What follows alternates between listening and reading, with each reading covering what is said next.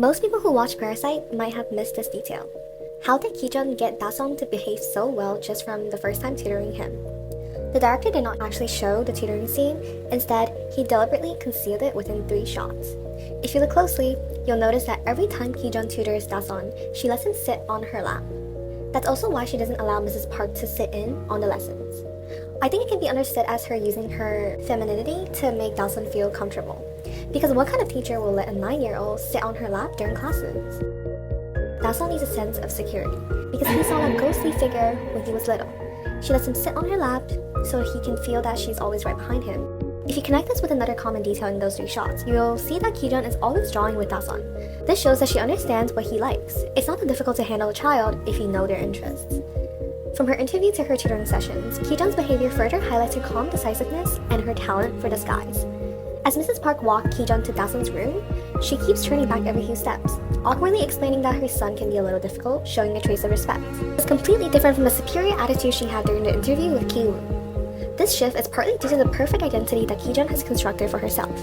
An art therapy expert that studied in the US, a gifted child art specialist. It is easy to create a persona, but the real challenge is to sustain it and not let anyone be suspicious of it.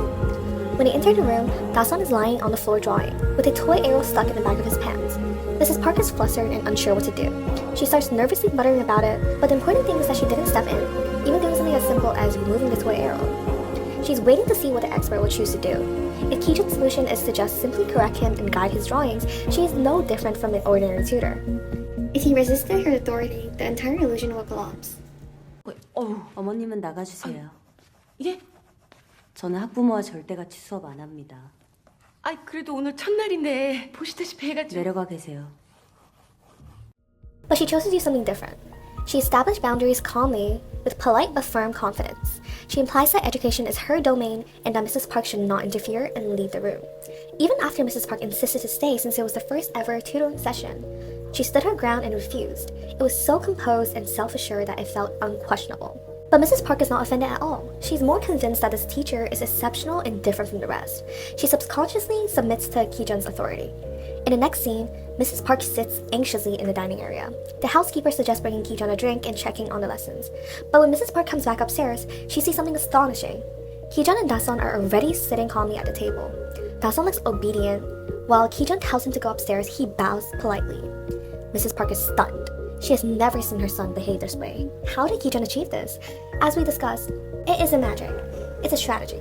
She built a bond with Da-sung and learned about the ghost he saw in 1st grade, which is actually the traumatic site of the hidden tenant. And Ki-Jung begins to analyze Da-sung's drawings, using psychological terminologies.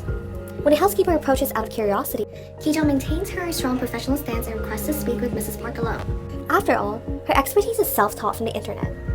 The more observers means the greater risk of being exposed. The camera circles around Mrs. Park, focusing on her shocked expression after hearing Ki-Jung talk about the ghost figure. The unspoken message is clear. This is no longer about you evaluating my qualifications. It's about me deciding whether your son is suitable for my teaching. Mrs. Park now has no ground to refuse. Ki-Jung continues using professional psychological language to describe Da-sung's condition. He skillfully manipulates Mrs. Park's fear as a concerned mother. Within moments, Mrs. Park is overwhelmed to the point of tears. Now comes what Ki-Jung truly cares about. When education meets art, it creates a specialized elite service. By reframing private tutoring as art therapy, Ki-Jung demonstrates her intelligence. She transforms something ordinary into something exclusive and high value.